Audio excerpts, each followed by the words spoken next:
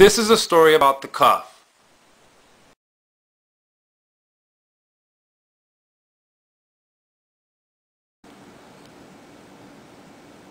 The year was 1990, and I was a junior in high school, and I remember seeing this cover of Essence magazine with Patrick Kelly on the front. And I thought to myself, who is Patrick Kelly?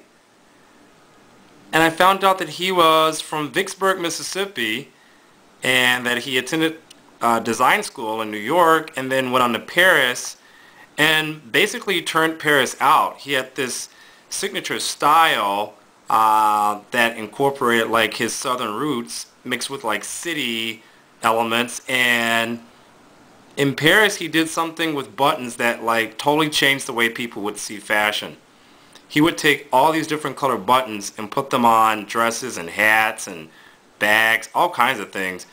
And Betty Davis shows up on the David Letterman show wearing his gown and basically gave him a shout out.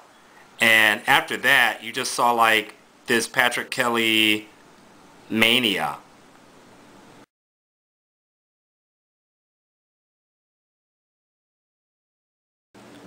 Fast forward to 1993, and I meet this guy named Orenthal. My first memory of Orenthal had to be about maybe 2 or 3 weeks after I started design school. I remember just like it was yesterday. I was getting off the elevator on my way to class like at 1 o'clock, and Orenthal had finished the class and was on his way out of the school on his way to McDonald's.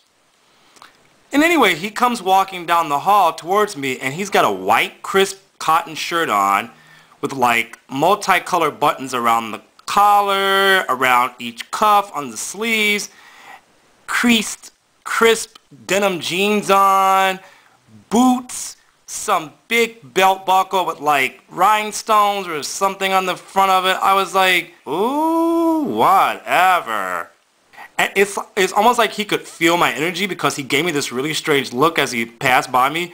And he's getting into the elevator, and I keep walking down the hall, and all of a sudden I hear somebody say, "Hey, Hey, who are you? You must be new. I haven't seen you before."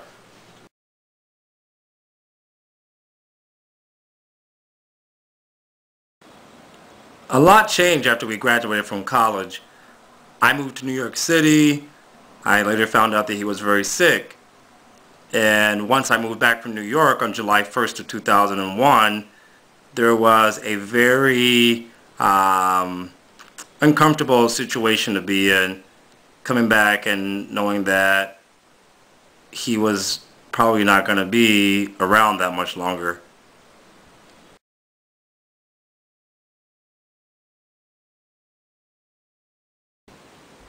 So I would say around June, mid-June of 2002, I get a phone call from Orenthal's mom, Alice.